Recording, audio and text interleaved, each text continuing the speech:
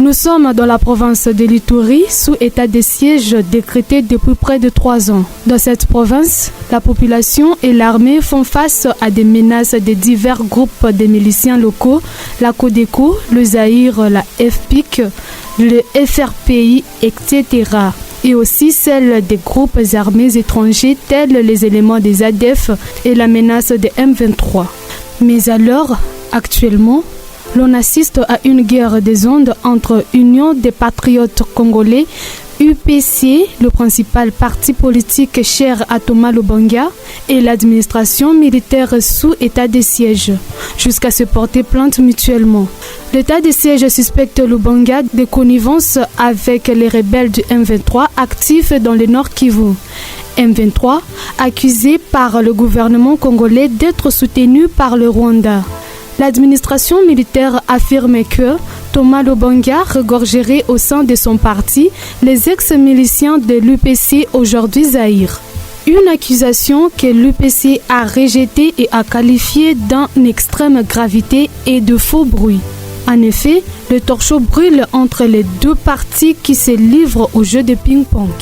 Tout a commencé par le refus du gouverneur militaire d'escorter Thomas Lubanga dans une mission à Tchomia au bord du lac Albert. Contre toute attente, il s'est révélé que le gouverneur militaire s'est interposé pour créer une entrave à cette mission tout en refusant qu'il y ait une escorte policière. Sur ordre de qui la police va mettre à sa disposition l'escorte et sur l'ordre de qui l'ANER mettra un agent pour l'accompagner. Monsieur Thomas Lubanga se croyait être plus malin que la République. Il n'a jamais demandé au gouverneur pour une autorisation de sortir. Et nous avons également appris que le gouverneur militaire a fait référence à un rapport dit des Nations Unies imputant à Moussé Thomas Lubanga d'être à la base de la création d'une rébellion. Le rapport est clair qu'au mois de mars, l'M23 et tous ses responsables, ils se sont réunis à Kampala avec les leaders des groupes armés Zaïre pour déstabiliser la province. D'aucuns ignorent que tous les leaders des groupes armés Zaïre sont membres du parti politique IPC. Et il veut maintenant mobiliser ses troupes pour les positionnements. Il est aberrant que le gouverneur militaire tienne à attribuer à Thomas Lubanga le contrôle d'un groupe armé identifié sous l'appellation de Zaïre et qu'il l'apparente à la communauté ethnique de Thomas Lubanga.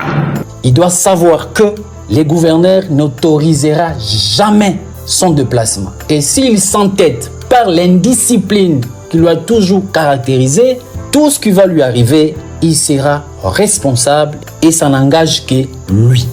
Un bon patriote, prenons en témoin l'opinion nationale et internationale. Tout ce qui adviendrait à cette mission de mal serait de la responsabilité stricte du gouverneur militaire. Et en ce moment où nous parlons, Monsieur Thomas Lubanga doit cesser avec ces chantages légendaires et cette manipulation de l'opinion. Ici, il s'agit de la patrie.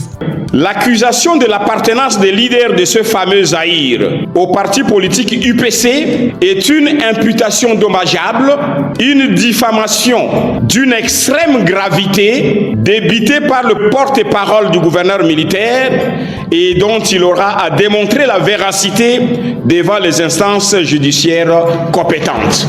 Nous venons de déposer une plainte contre le parti politique IPC. Vous avez suivi son secrétaire général parce qu'il a tenu des propos désobligeants, l'outrage à l'officier qui constitue une infraction. Thomas Lubanga confirme avoir déposé la plainte contre Jules Ngongo. Notre parti politique Union des Patriotes Congolais et nous-mêmes, nous venons de déposer une plainte contre le lieutenant Jules Ngongo. Plainte pour imputation dommageable, plainte pour dénonciation calomnieuse, plainte pour injure publique et faux bruit. Mais je pense que les faits qui lui sont reprochés sont d'une telle gravité qu'il ne s'en sortira pas. Si lui veut le faire contre nous, nous avons de preuves et que nous insistons encore une fois que la plupart du garde du corps de son président Thomas Lubanga, de ses partis politiques, sont les leaders des groupes armés Zaïre. D'ailleurs, vous pouvez voir dans toutes les images où M. Thomas Lubanga, même dans des meetings populaires, à l'aéroport, partout, vous les avez vus. Peut-être vous ne les connaissez pas, mais nous les connaissons. En ce qui concerne les éléments qui me gardent ici depuis 2020, vous pensez vraiment que si c'était des éléments qui appartenaient au Zaïre, est-ce que l'État congolais pouvait m'autoriser, pouvait supporter que je puisse vivre ici en ville avec des éléments des milices Zaïre? Je pense que, encore une fois, c'est une aberration extrêmement grave. Aussi, le président Thomas Lubanga fait l'objet d'une stigmatisation à grande échelle du gouverneur militaire et ses turiféraires, le traitant pour un criminel dépourvu de tout droit à l'existence, et cela par une ignorance de la véritable histoire de la province de l'Ituri. En tout état de cause, l'UPCC refuse d'être la victime expiatoire de l'échec patent de l'état de siège. Souvenez-vous, je l'avais dit à un certain moment, ici en Ituri, le ver est dans le fruit. Et ça, il faudrait qu'on puisse bien le rechercher. Nous les conseillons de cesser avec cette politique de la grenouille gonflée qui ne tient plus debout. Parce que nous osons croire que cette époque est passée où actuellement lui et son parti politique veulent retomber la province de l'Ituri dans les chicayas des conflits intercommunautaires. Trop c'est trop. On ne peut pas continuer à menacer la République, on ne peut plus continuer à tenir des propos désobligeants à l'armée et aux officiers qui sont déployés ici en Ituri pour combattre et donner de leur vie afin que l'Ituri retrouve la paix que nous vivons déjà actuellement. La question que nous nous posons, jusqu'où ira-t-on avec cette guerre des ondes? Les deux plaintes vont-elles aboutir à des arrestations? Richard Pitou, journaliste à Canal Révélation et spécialiste de l'Ituri, analyse. Ces genres de jeux n'honorent pas du tout la province. L'Ituri ne mérite pas ça. En plus, mêler la justice de ce qui se passe pour arrêter les uns ou les autres ne fera que s'aimer la déstabilisation de la province. Tenez, commençons par Thomas Lubanga. Il a prouvé qu'il est un grand leader dans la province de l'Ituri. Il a fait passer plusieurs députés sur le plan national, provincial, mais aussi local. Et malgré qu'il n'avait pas postulé dans son territoire d'origine, il a pu renflouer beaucoup de voix dans la ville de Bunia. Ce n'est pas aussi pour rien que le président de la République, Félix Tshisekedi, l'avait mandaté pour sensibiliser les miliciens à déposer les armes il y a peu. C'est un leader qui a été arrêté à l'époque pour des crimes à La Haye. Il a purgé et il est revenu toujours populaire. Et donc, chercher à arrêter Thomas Lubanga serait vraiment à créer un trouble public.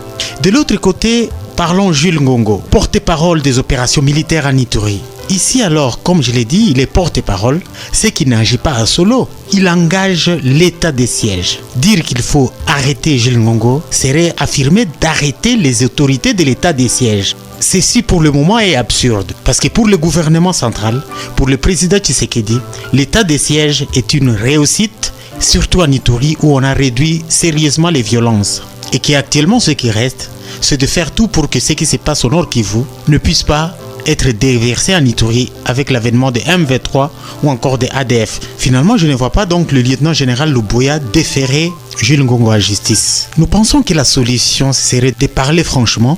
Il est vrai que si quelqu'un a commis les infractions, est en train de machiner par rapport à la déstabilisation de la province, cette personne-là devait être arrêtée.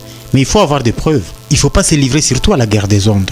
Et comme les esprits sont surchauffés, nous pensons que l'état-major général à Kinshasa et le commandant suprême des forces armées, Félix Tshisekedi, ils devaient eux-mêmes s'investir, agir le plus tôt pour éteindre les torchons qui brûlent entre les autorités de l'état de siège et ses leaders politiques. Thomas Lubanga. La première guerre de l'Ituri à l'époque était interethnique et a causé la mort de plus de 50 000 personnes de 1999 à 2003.